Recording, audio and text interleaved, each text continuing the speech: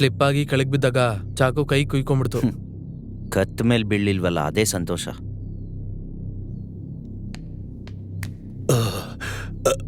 ಬಾ, ಔಷಧಿ ಹಚ್ತೀನಿ ಬಾ.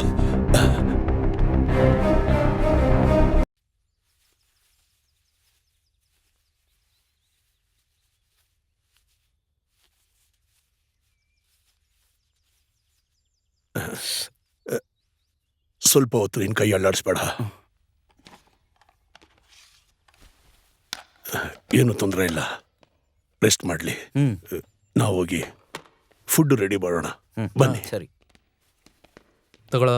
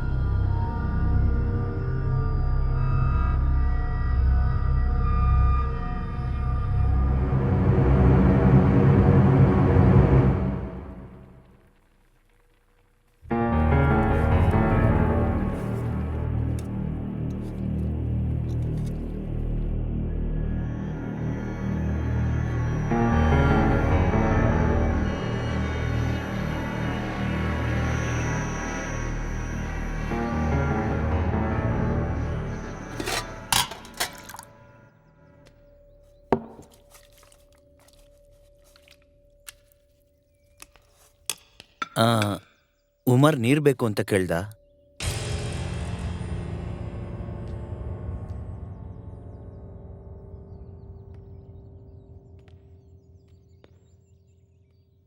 $10 ಕೋಟಿ ಹಣ ಇದೆ ಅಂದಮೇಲೆ ಬುದ್ಧಿ ನಿನಗೆ ಮಾತ್ರ ಅಲ್ಲ, ಅವ್ರಿಗೂ ಇದೆ.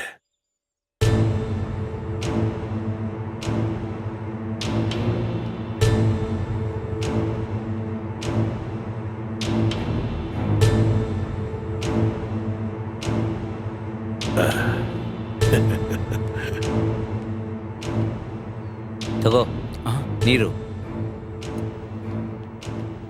ಕಿಚನಲ್ಲಿ ತುಂಬಾ ಕೆಲಸ ಇದೆ. ಶರ್ಟ್ ಹಾಕೊಂಡ್ರೆ ಕೆಲಸ ಆಗೋದೇ ಇಲ್ಲ.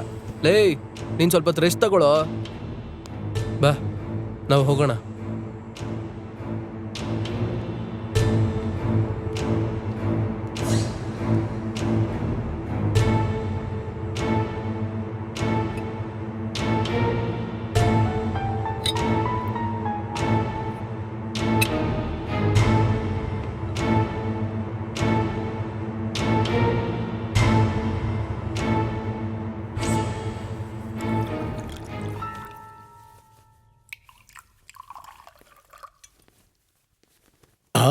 ಕಮಾನ್, 3 ಪೆಗ್ಗು ಮಿಕ್ಕಿದೆ. ಒಟ್ಟಿಗೆ ಫುಲ್ ಬಾಟ್ಲು ಖಾಲಿ.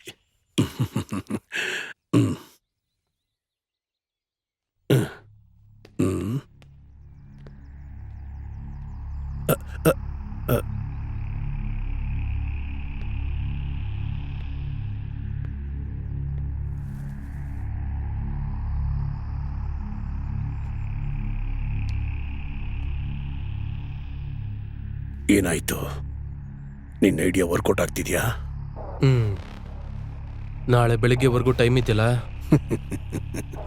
ಟೈಮ್ ಇದೆ ಅಂತ ಕಾಯ್ಕೊಂಡಿರೋದ್ರ ಬದಲು ಇರೋ ಟೈಮು ಉಪಯೋಗಿಸ್ಕೊಳ್ಳೋದು ಬುದ್ಧಿವಂತರ ಲಕ್ಷಣ.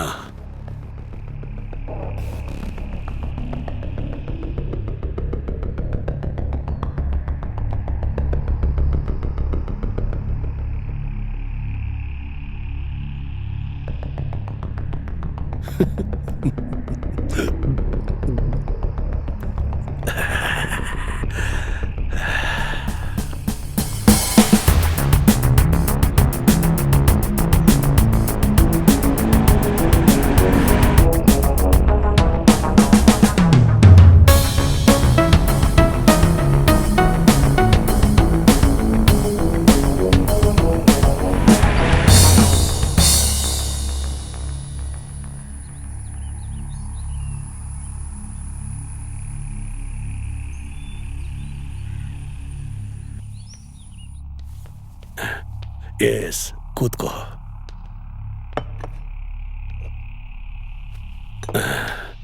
ತಗೋ.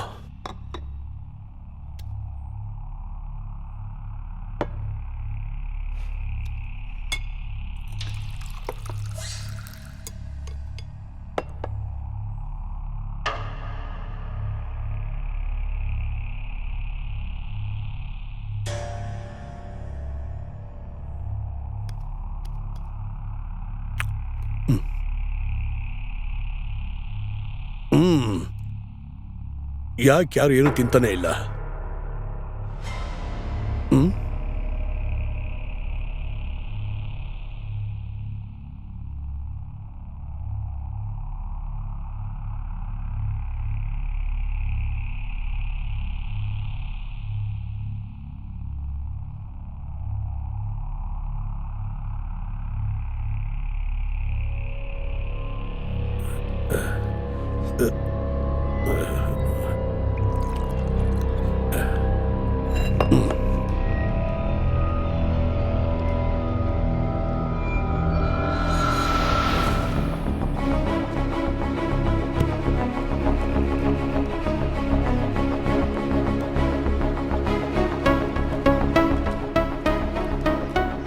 ಸರ್, ಇಲ್ಲಿಂದ 1 ಕಿಲೋಮೀಟರ್ ಮುಂದೆ ಹೋದ್ರೆ ಒಂದು ಬೈಪಾಸ್ ಇದೆ ಅಂತ ಸರ್. ರೋಡ್ ಸ್ವಲ್ಪ ಸರಿ ಇಲ್ಲ, ಆದ್ರೆ ಅಲ್ಲಿಂದ ಹೋದ್ರೆ ಚಿನ್ನಕಲಂಗೆ ಬೇಗ ತಲುಪ್ತೀವಿ ಸರ್. ಅಷ್ಟೊತ್ತಲ್ಲಿ ನೈಟ್ ಆಗಿರುತ್ತೆ. ಕತ್ಲಾದ್ಮೇಲೆ ಆ ರೂಟಲ್ಲಿ ಟ್ರಾವೆಲ್ ಮಾಡೋದು ಕಷ್ಟ. ಒಂದ್ ವೇಳೆ ನೀವು ಹೇಳಿರೋ ತರ ಅವರಲ್ಲಿ ಕ್ಯಾಂಪ್ ಹಾಕಿದ್ರೆ ನಾಳೆ ಅನ್ನೋ ಒಂದಿನ ಮುಗಿಯೋದ್ರೊಳಗೆ ಅವ್ರು ನಮ್ಮ ಕೈಗೆ ಸಿಕ್ಬಿಡ್ತಾರೆ.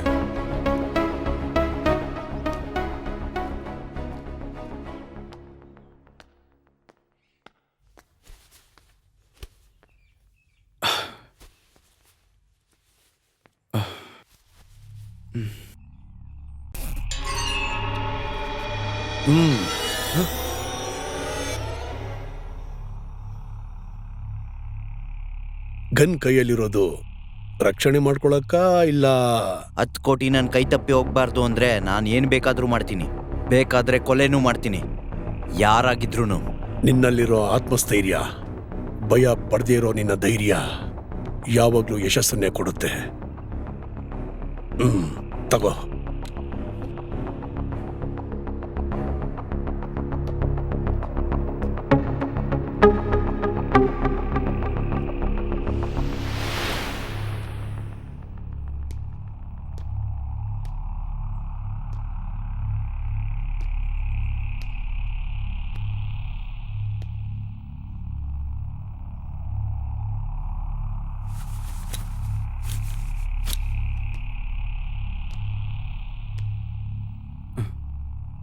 ಏನು? ಏನಾಯ್ತು? ಲೇ, ಏನಿಲ್ಲ, ನೀನ್ ಮಲ್ಕೋ. ನಿದ್ದೆನೆ ಬರಲಿಲ್ಲ.